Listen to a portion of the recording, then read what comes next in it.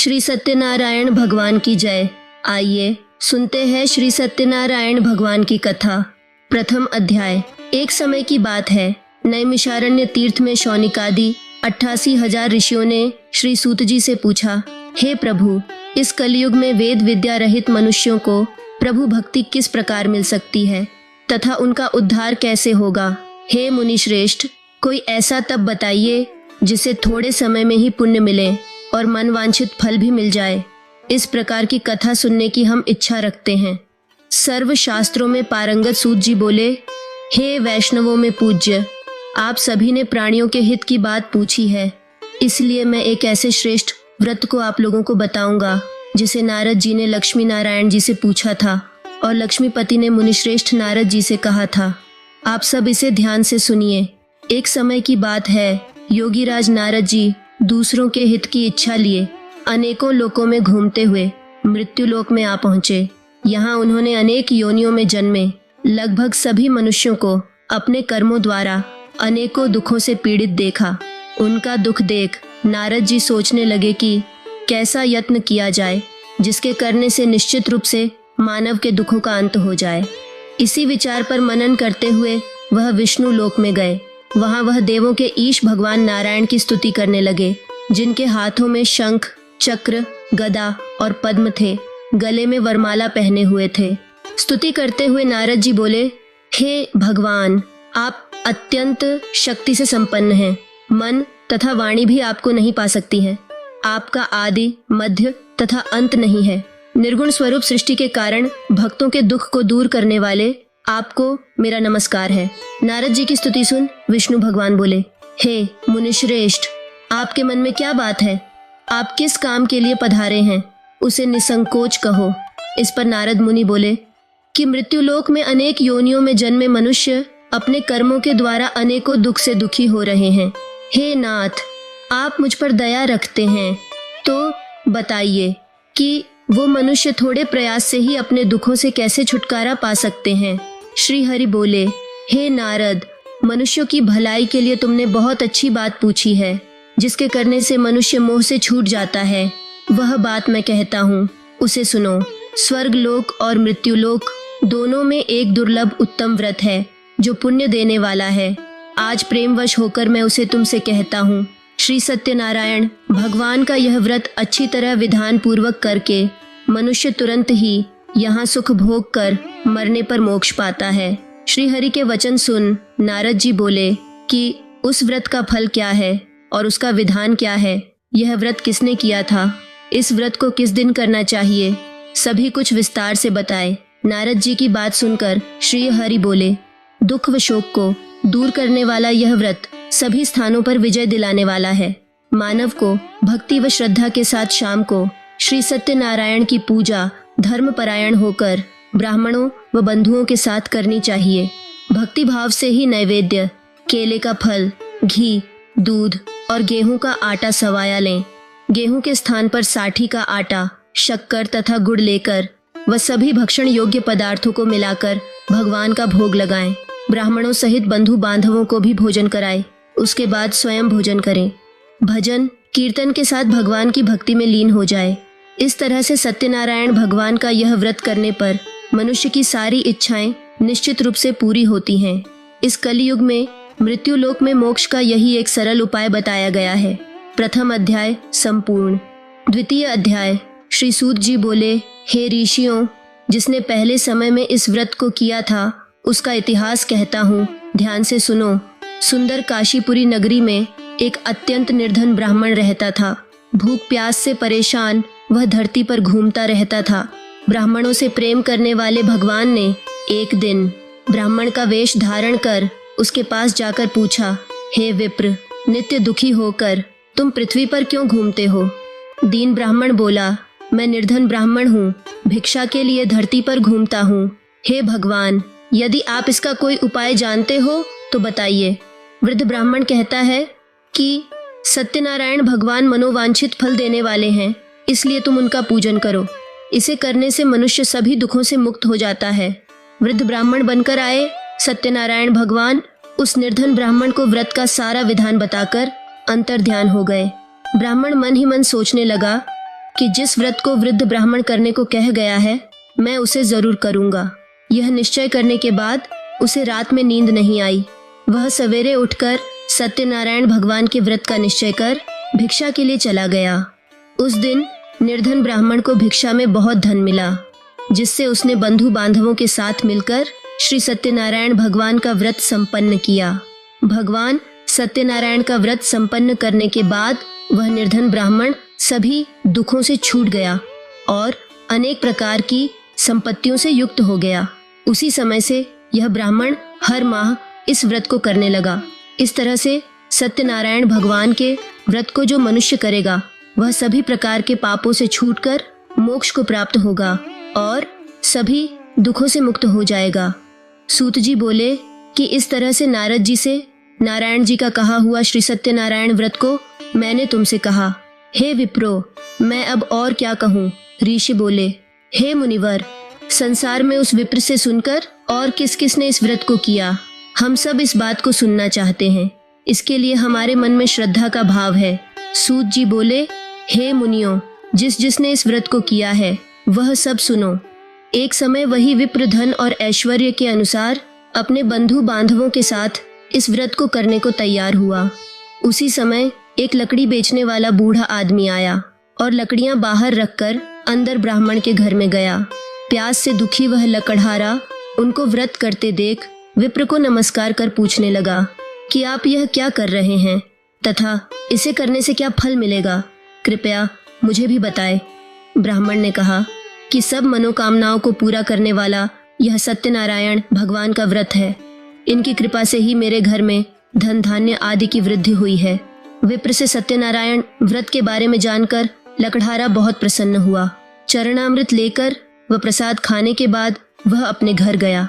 लकड़हारे ने अपने मन में संकल्प किया कि आज लकड़ी बेचने से जो धन मिलेगा उसी से श्री सत्यनारायण भगवान का उत्तम व्रत करूंगा। मन में इस विचार को ले बूढ़ा आदमी सिर पर लकड़ियां रख उस नगर में बेचने गया जहां धनी लोग ज्यादा रहते थे।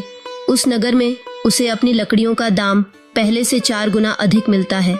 बूढ़ा प्रसन्नता के साथ दाम लेकर केले, शक्कर, घी, दूध, दही और गेहूं का आटा ले और सत्यनारायण भगवान के व्रत की अन्य सामग्रियां लेकर अपने घर गया। वहां उसने अपने बंधु बांधवों को बुलाकर विधि विधान से सत्यनारायण भगवान का पूजन और व्रत किया। इस व्रत के प्रभाव से वह बूढ़ा लकड़हारा धन पुत्र आदि से युक्त होकर संसार के समस्त सुख भोग अंत काल में बैकुंठ धाम चला गया। द्वितीय अध्याय संपूर्ण। तृतीय अध्याय। श्री सूत जी बोले, हे श्रेष्ठ मुनियों, अब आगे की कथा कहता हूँ। पहले समय में उल्कामुख नाम का एक बुद्धिमान राजा था। वह सत्यवक्ता और जितेंद्रिय था। वह प्रतिदिन देव स्थानों पर जाता और निर्धनों को धन देकर उनके कष्ट दूर करता था। उसकी पत्नी कमल के समान मुखवाली तथा सती साध्वी थी। भद्रशिला नदी के तट पर उन दोनों ने श्री सत्यनारायण भगवान का व्रत किया। उसी समय साधु नाम का एक वैश्य आया। उसके पास व्यापार करने के लिए बहुत सा धन भी था। राजा को व्रत करते देखकर वह विनय के साथ पूछने लगा, हे राजन, भक्ति भाव से पूर्ण होकर आप यह क्या कर रहे हैं? मैं सुनने की इच्छा रखता हूँ, तो आप मुझे बताएं। राजा बोला, हे साधु, अपने बंधु बांधवों के साथ पुत्र आदि की प्राप्ति के लिए मैं महाशक्तिमान श्री सत्यनारायण भगवान का व्रत व पूजन कर रहा हूँ। राजा के वचन सुन साधु आदर से बोला, हे राजन, मुझे इस व्रत का सारा विधान कहिए। आपके कथनानुसार मैं भी इस व्रत को करूँगा। मेरी भी संतान नहीं है और इस व्रत को करने से निश्चित रूप से मुझे संतान की प्राप्ति होगी। राजा से व्रत का सारा विधान सुन व्यापार से निवृत्त हो वह अपने घर गया। साधु वैश्य ने अपनी पत्नी को संतान देने वाले इस व्रत का वर्णन कह सुनाया और कहा कि जब मेरी संतान होगी तब मैं इस व्रत को करूँगा। साधु ने इस तरह के वचन अपनी पत्नी लीलावती से कहे। एक दिन लीलावती पति के साथ आनंदित हो सांसारिक धर्म में प्रवृत्त होकर सत्यनारायण भगवान की कृपा से गर्भवती हो गई। 10वें महीने में उसके गर्भ से एक सुंदर कन्या ने जन्म लिया। दिनों दिन वह ऐसे बढ़ने लगी जैसे कि शुक्ल पक्ष का चंद्रमा बढ़ता है। माता पिता ने अपनी कन्या का नाम कलावती रखा। एक दिन लीलावती ने मीठे शब्दों में अपने पति को याद दिलाया कि आपने सत्यनारायण भगवान के जिस व्रत को करने का संकल्प किया था उसे करने का समय आ गया है। आप इस व्रत को करिए। साधु बोला कि हे प्रिय, इस व्रत को मैं उसके विवाह पर करूंगा। इस प्रकार अपनी पत्नी को आश्वासन देकर वह नगर को चला गया।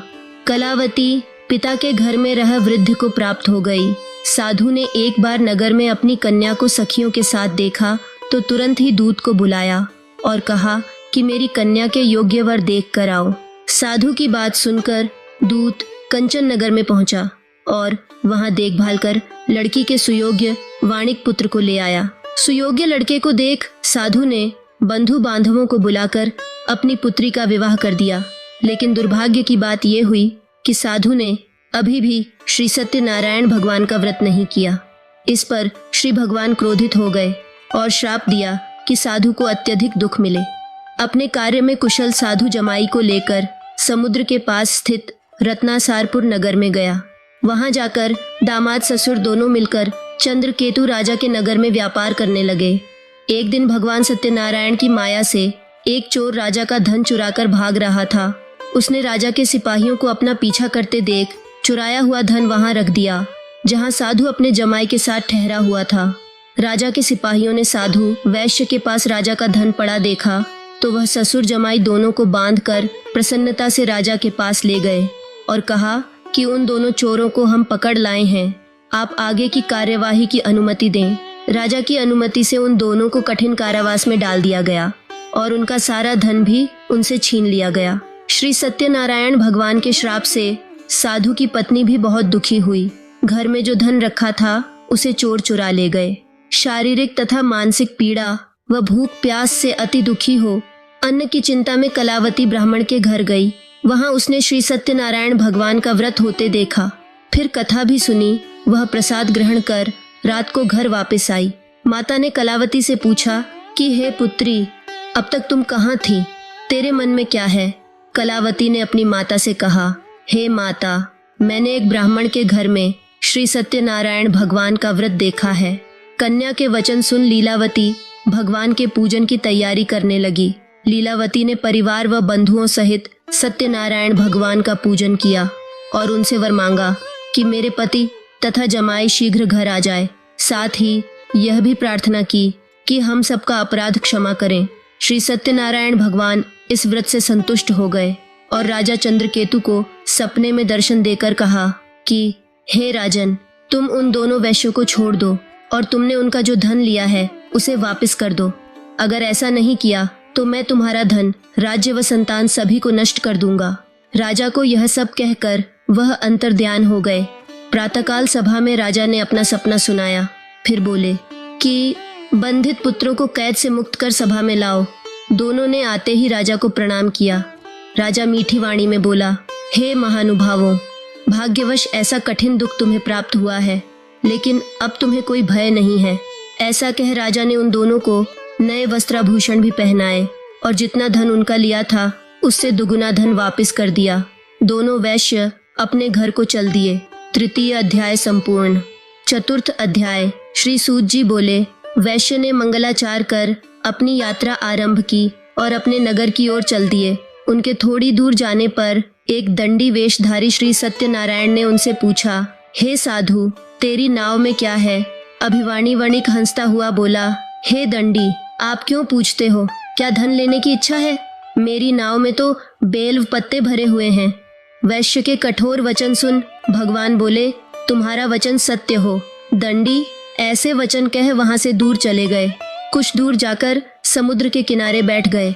दंडी के जाने के बाद साधु वैश्य ने नित्य क्रिया के पश्चात नाव को ऊंची उठते देखकर अचंभा माना और नाव में बेल पत्ते आदि देख वह मूर्छित हो जमीन पर गिर पड़ा। मूर्छा खुलने पर वह अत्यंत शोक में डूब गया। तब उसका दामाद बोला कि आप शोक ना मनाए, यह दंडी का श्राप है, इसलिए हमें उनकी शरण में जाना चाहिए, तभी हमारी मनोकामना पूरी होगी। दामाद की बात सुनकर वह दंडी के पास पहुंचा और अत्यंत भक्ति भाव से नमस्कार करके बोला, मैंने आपसे जो जो असत्य वचन कहे थे उनके लिए मुझे क्षमा कर दें। ऐसा कहकर वह महान शोकातुर हो रोने लगा। तब दंडी भगवान बोले, हे वर्णिक पुत्र, मेरी आज्ञा से बार बार तुम्हें दुख प्राप्त हुआ है, तू मेरी पूजा से विमुख हुआ। साधु बोला, हे भगवान, आपकी माया से ब्रह्मा आदि देवता भी आपके रूप को नहीं जानते, तब मैं निबोध कैसे जान सकता हूँ। आप प्रसन्न होइए, अब मैं सामर्थ्य के अनुसार आपकी पूजा करूँगा। मेरी रक्षा करो और पहले के समान नौका में धन भर दो।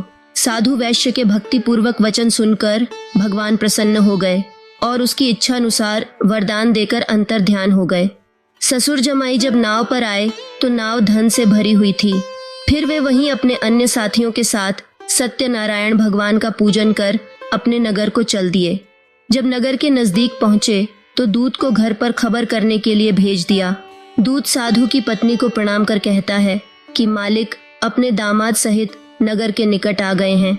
दूत की बात सुन साधु की पत्नी लीलावती ने बड़े हर्ष के साथ सत्यनारायण भगवान का पूजन कर अपनी पुत्री कलावती से कहा कि मैं अपने पति के दर्शन को जाती हूँ, तू कार्य पूर्ण कर शीघ्र आ जा। माता के ऐसे वचन सुन कलावती जल्दी में प्रसाद छोड़ अपने पति को देखने चली गई। प्रसाद का अनादर होने के कारण श्री सत्यनारायण भगवान रुष्ट हो गए और नाव सहित उसके पति को पानी में डुबो दिया। कलावती अपने पति को वहां ना पाकर रोती हुई जमीन पर गिर गई। नौका को डूबा हुआ देख व कन्या को रोता देख साधु दुखी होकर बोला कि हे प्रभु, मुझसे तथा मेरे परिवार से जो भूल हुई है उसे क्षमा करें। साधु के दीन वचन सुनकर श्री सत्यनारायण भगवान प्रसन्न हो गए और आकाशवाणी हुई, हे साधु, तेरी कन्या मेरे प्रसाद को छोड़कर आई है, इसलिए उसका पति अदृश्य हो गया है। यदि वह घर जाकर प्रसाद खाकर लौटती है तो इसे इसका पति अवश्य मिलेगा। ऐसी आकाशवाणी सुन कलावती घर पहुंचकर प्रसाद खाती है और फिर आकर अपने पति के दर्शन करती है। उसके बाद साधु अपने बंधु बांधवों सहित श्री सत्यनारायण भगवान का विधि विधान से पूजन करता है तथा इस लोक का सुख भोग वह अंत में स्वर्ग जाता है। चतुर्थ अध्याय संपूर्ण। पंचम अध्याय। श्री सूत जी बोले, हे ऋषियों, मैं और भी एक कथा सुनाता हूँ, उसे भी ध्यानपूर्वक सुनो। प्रजापालन में लीन तुंगध्वज नाम का एक राजा था। उसने भी भगवान का प्रसाद त्याग कर बहुत ही दुख सहन किया। एक बार वन में जाकर वन्य पशुओं को मारकर वह बड़ के पेड़ के नीचे आया। वहां उसने ग्वालों को भक्ति भाव से अपने बंधुओं सहित सत्यनारायण भगवान का पूजन करते देखा। अभिमानवश राजा ने उन्हें देखकर भी पूजा स्थान में नहीं गया और ना ही उसने भगवान को नमस्कार किया। ग्वालों ने राजा को प्रसाद दिया, लेकिन उसने वह प्रसाद नहीं खाया और प्रसाद को वहीं छोड़ वह अपने नगर को चला गया। जब वह नगर में पहुंचा तो वहां सब कुछ तहस नहस हुआ पाया, तो वह शीघ्र ही समझ गया कि यह सब भगवान ने ही किया है। वह दोबारा ग्वालों के पास पहुंचा और विधि पूर्वक पूजा करके प्रसाद खाया तो श्री सत्यनारायण भगवान की कृपा से सब कुछ पहले जैसा हो गया। दीर्घकाल तक सुख भोगने के बाद मरणोपरांत उसे स्वर्ग लोक की प्राप्ति हुई। जो मनुष्य परम दुर्लभ इस व्रत को करेगा तो भगवान सत्यनारायण की अनुकंपा से उसे धन धान्य की प्राप्ति होगी। निर्धन धनी हो जाता है और भय मुक्त हो जीवन जीता है। संतानहीन मनुष्य को संतान सुख मिलता है और सारे मनोरथ पूर्ण होने पर मानव अंत काल में बैकुंठ धाम को जाता है। सूत जी बोले, जिन्होंने पहले इस व्रत को किया है अब उनके दूसरे जन्म की कथा कहता हूँ। वृद्ध शतानंद ब्राह्मण ने सुदामा का जन्म लेकर मोक्ष की प्राप्ति की। लकड़हारे ने अगले जन्म में निषाद बनकर मोक्ष प्राप्त किया। उल्कामुख नाम का राजा दशरथ होकर बैकुंठ को गए। साधु नाम के वैश्य ने मोरध्वज बनकर अपने पुत्र को आर्य से चीरकर मोक्ष पाया। महाराज तुंगध्वज ने स्वयंभू होकर भगवान में भक्ति युक्त हो कर्म कर मोक्ष पाया। पंचम अध्याय संपूर्ण। इति श्री सत्यनारायण व्रत कथा संपूर्ण। बोले, श्री सत्यनारायण भगवान की जय।